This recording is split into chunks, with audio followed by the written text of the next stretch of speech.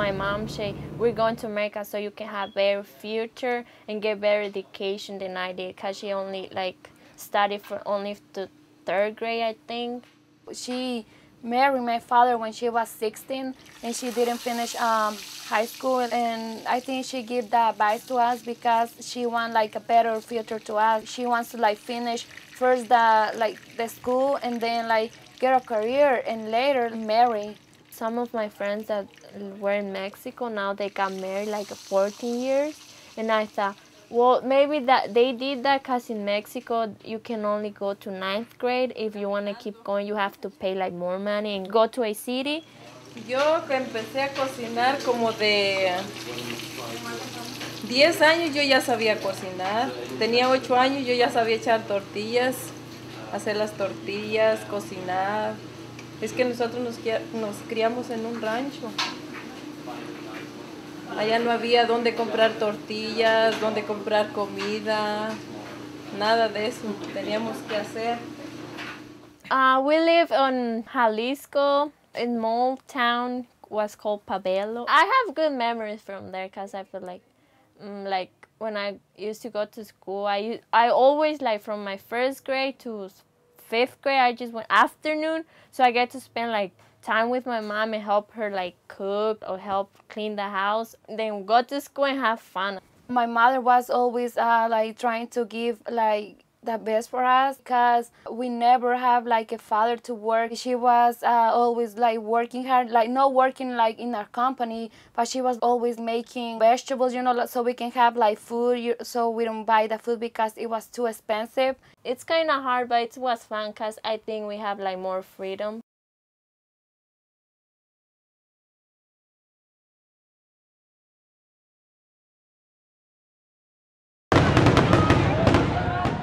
We were so excited, and that night we were saying bye to everybody, like, we're going to America. And I go, oh, I didn't get to say goodbye to my friends. And I go, well, that's fine, I will call them from there. My family, they start the same night to walk so they can cross the border. And I have to stay there with my grandpa and my little cousin. And I didn't know anything about my family. I didn't know how they were, so I was like so sad and like wanted to cry, but I didn't want my grandfather to see me cry. So I was like handle this. But how I crossed, it was crazy, because they told me, okay, we're gonna get in a car, you're gonna pretend you're sleeping, so they don't ask you any questions. And I was like, okay. So I just like went in the car. I suppose I was sleeping. And I asked, can I wake up now? She go, no, stay there for a little bit. I think like she crossed like really easy because we got ready like 6 p.m. like to go and like start walking, you know, in the desert. So like we started at that time like, and we walked like I think like 12 hours. So like 10 o'clock on the night, like we went to sleep. Then the coyote say, oh, wake up, we have to like continue walking. So we continue walking, and like, Mom, I'm tired, you know, because I was only like 10 years or 11. So I was like, Mom, I'm tired, and like, Lorena, you can do it, and I was so tired, you know.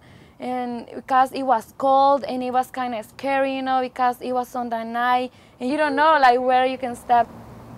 I started seeing like lights, and I was saying to my mom, oh, we are almost there. But like I was like walking, and like the lights were like moving, you know, like more, like I was, oh my gosh, we're like, when we're gonna get there to the other side, you know.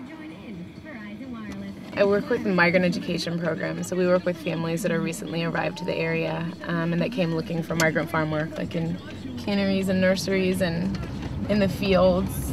And when they move from across school district boundaries, they could move from Mexico to here, or they could just move from one district to another district. But if they come in search of and hopefully finding, like obtaining that kind of work, then we can qualify them in our program. And Lorena and Bianca aren't in our program, but they go to the high school that I work at, and since I work with a lot of Latino students there, I've just kind of gotten to know them through the course of working in their school.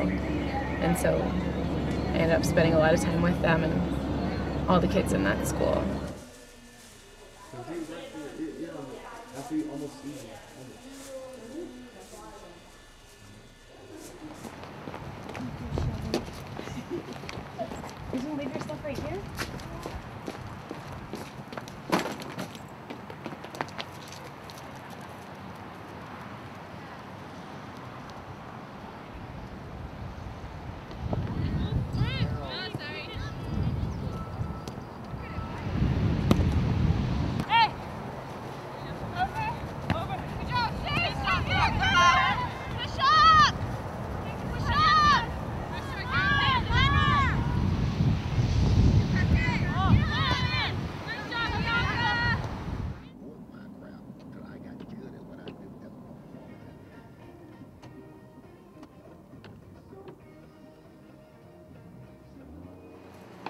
The first time when I went to school, I was so scared because I know how to count the numbers like 1 to 100 and the ABCs. But when I went to school, I see like newcomers. So yeah, I started meeting like Mexican people, so they can help me to get the lunch, like start like helping me so I can go and speak more English.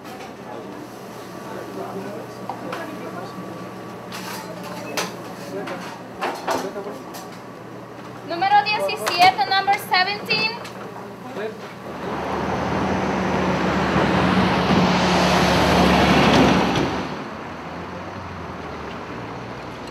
Las coras no. Let me do it.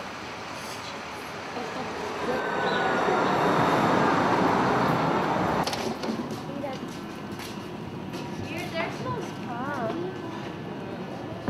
We're trying to apply for a scholarship. I know, like Social Security number, I know. please. You must be a U.S. citizen. A mí que todos los college, como te dije, they ask for a U.S. citizen.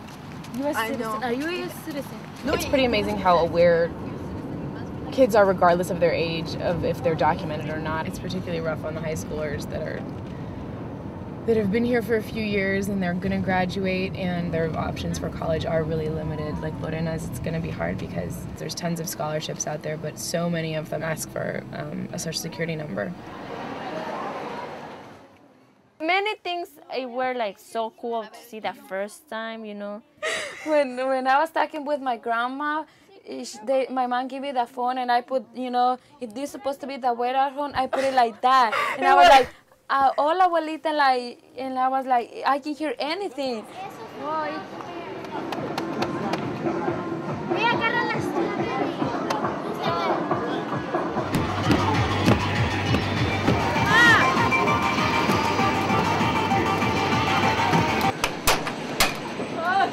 Lorena and Bianca are in a good position because they're siblings and they're close in age, and it's nice when siblings can kind of stick together through being in an immigrant situation of having to change your life that much, and their life is changing from the bottom. And from here on out, it's going to be there in the United States.